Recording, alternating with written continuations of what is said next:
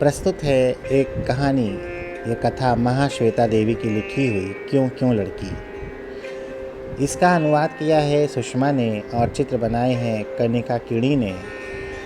और जब वास्तविक पुस्तक आपके हाथ में होती है तो ये चित्र बिल्कुल जीवंत दिखाई पड़ते हैं। और मुझे व्यक्तिगत रूप से इसमें एक लाइन जोड़ने का, एक पंक्ति जोड़ने का मन करता है कि ये बहुत ही शानदार पुस्तक है, इसको ज़रूर छू कर पढ़ना चाहिए। यह एक शब्द पंछी पुस्तक है और इसको तुलिका प्रकाशन ने हम लोगों के बीच प्रस्तुत किया है। और ये कहानी है एक जनजातीय लड़की की जिसको प्रश्न पूछने की बहुत आदत थी, उत्सुकता थी, और उसका नाम मोइना है। और कहानी में मैं स्वयं महाश्वेता देवी हैं, वे जनजातीय लोगों के साथ बहुत सा काम करती हैं। तो आइए शुरू करते हैं कहानी क्यों क्यों लड़की, मोइना की कहानी। पर क्यों? ये सवाल था एक छोटी सी कोई 10 बरस की लड़की का। वह एक बड़े से सांप के पीछे भाग रही थी। मैं उसके पीछे दौड़ी, उसकी चोटी पकड़कर उसे पीछे की ओर खींचते हुए मैं चिल्लाई, नहीं मोइना, मत करो। क्यों ना करूं? उसने पूछा। यह कोई धामिन सांप या घास सांप नहीं है, ये नाग है, मैंने जवाब दिया। मैं नाग को क्यों ना पकड़ूं? क्यों पकड़ना है तुम्हें? हम सांप खाते हैं, पता है, मोइना ने कहा।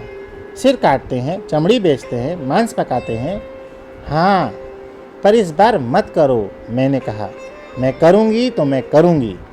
नहीं बच्चे, पर क्यों?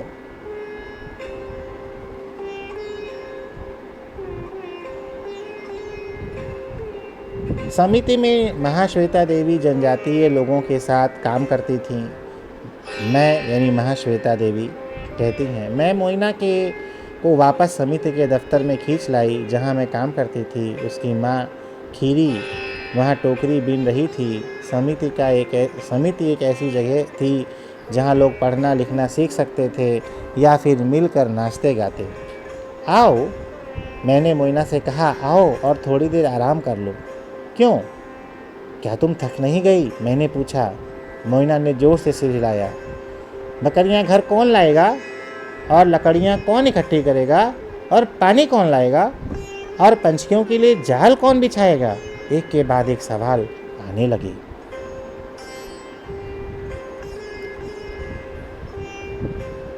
मोइना, बाबू ने हमें जो चावल भेजे थे उसके लिए उनसे धन्यवाद कहना मत भूलना, खीरी ने कहा।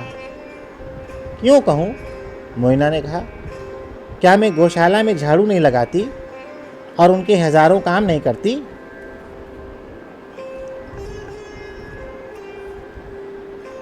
क्या कभी उन्होंने मेरा धन्यवाद किया?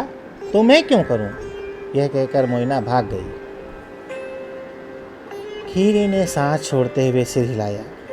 ऐसी लड़की कभी नहीं देखी, बस हर समय क्यों करती रहती है। तभी तो डाक बाबू इसे क्यों क्यों लड़की बुलाते हैं, उसने कहा। मुझे वो बहुत अच्छी लगती है, मैंने कहा, पर वो है बहुत ज़िद्दी।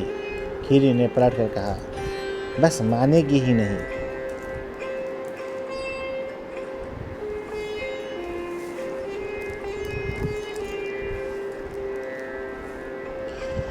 मोइना एक शबर थी। शबर एक निर्धन जनजातीय वर्ग के थे। उनकी अपनी कोई ज़मीन नहीं थी, पर उन्हें कोई शिकायत भी नहीं थी। सिर्फ मोइना ही थी जिसके पास सवाल बढ़ते ही जाते थे। मुझे पानी लाने के लिए इतनी दूर नदी तक क्यों जाना पड़ता है? हम पत्तों की झोपड़ी में क्यों रहते हैं? हम दिन में 2 बार भात क्यों नहीं खा सकते? मोइना गांव के जमींदारों और बाबुओं की बकरियों की देखभाल करती थी, पर वह न किसी की चिरौरी करती और न किसी का एहसान मानती थी। वो अपना काम करती और शाम को घर आ जाती। मैं क्यों उनकी जूठन खाऊं? वो कहती। मैं साग और भात और केकड़ा और लाल मिर्च के साथ मज़ेदार खाना पकाऊंगी और अपने घर वालों के साथ खाऊंगी। वैसे शबर जाति के लोग आमतौर पर अपनी बेटियों को काम पर नहीं भेजते थे, पर मोइना की माँ की एक टांग खराब थी और वह ठीक से चल नहीं पाती थी। उसके पिता काम की खोज में दूर जमशेदपुर चले गए थे और उसका भाई गोरो हर रोज़ लकड़ियाँ चुनने जंगल जाता था, इसलिए मोइना को काम करना पड़ता था।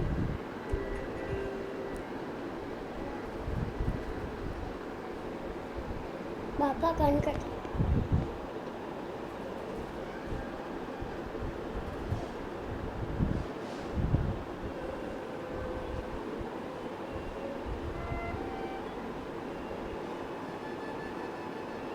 क्या वक्त बीता मेरा मोइना के साथ, माँ श्वेता देवी कहती हैं।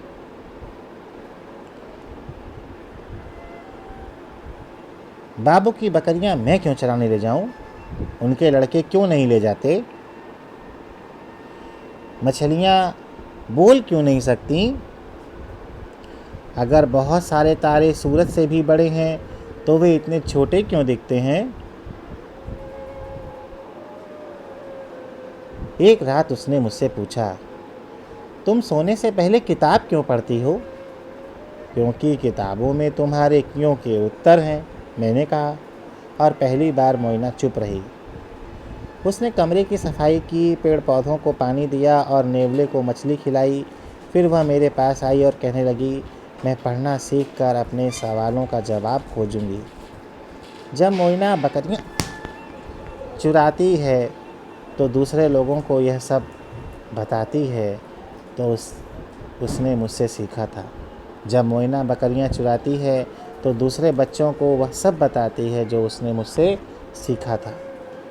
बहुत सारे तारे सूरज से भी बड़े हैं, पर वे बहुत दूर रहते हैं ना, इसीलिए छोटे नज़र आते हैं। सूरज पास होता है इसलिए बड़ा दिखता है। मछलियाँ हमारी तरह बोल नहीं सकती, उनकी अपनी एक मछली भाषा होती है जो मुख होती है। पृथ्वी गोल है, क्या तुम जानते थे?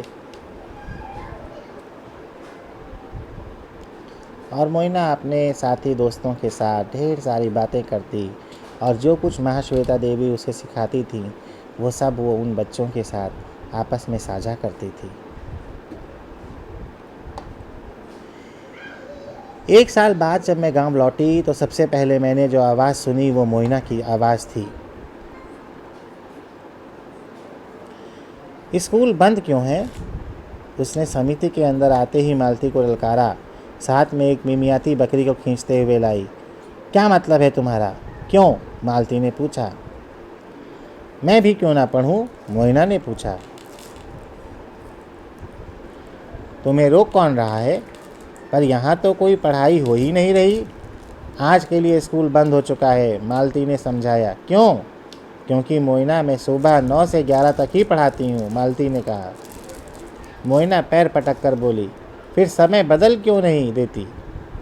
सुबह मुझे बकरियों को चराने ले जाना होता है, मैं बस 11 बजे के बाद ही आ सकती हूँ। मुझे पढ़ाओगे नहीं तो मैं सीखूँगी कैसे? मैं उस बुढ़िया से, यानी कि मुझसे, कह दूँगी कि हम गाय बकरियाँ चराने वालों में से कोई नहीं आ सकता अगर समय बदला न गया तो। तब उसने मुझे देखा और अपनी बकरी को लेकर भाग गई। मैं शाम को मोइना के घर गई।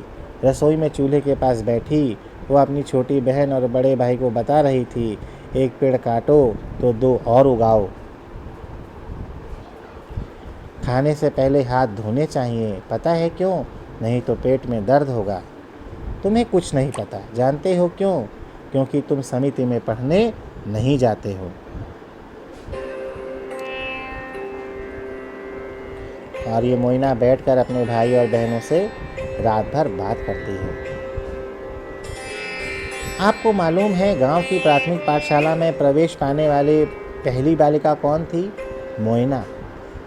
मोइना जब 18 वर्ष की है, मोइना अब 18 वर्ष की है। वह समिति में पढ़ाती है। अगर आप वहाँ से गुजरें तो ज़रूर आपको उसकी उतावली रौबीली आवाज़ सुनाई देगी। आलसी मत बनो, मुझसे सवाल पूछो। मच्छरों का नाश क्यों कर देना चाहिए? ध्रुव तारा हमेशा आकाश के उत्तर दिशा में ही क्यों होता है? और दूसरे बच्चे भी पूछना सीख रहे हैं, क्यों? मोइना नहीं जानती मैं उसकी कहानी लिख रही हूँ। अगर जानती तो कहती, मेरे बारे में लिख रही हो? क्यों?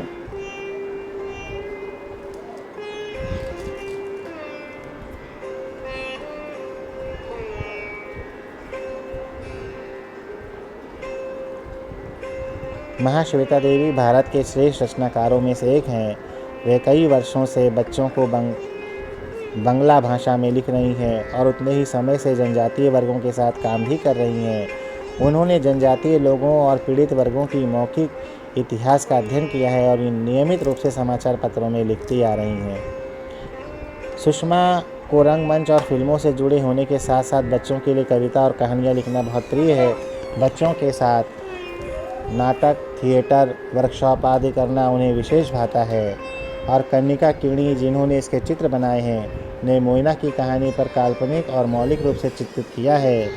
कनिका सृष्टि स्कूल ऑफ आर्ट, डिज़ाइनर एवं टेक्नोलॉजी में पढ़ती हैं।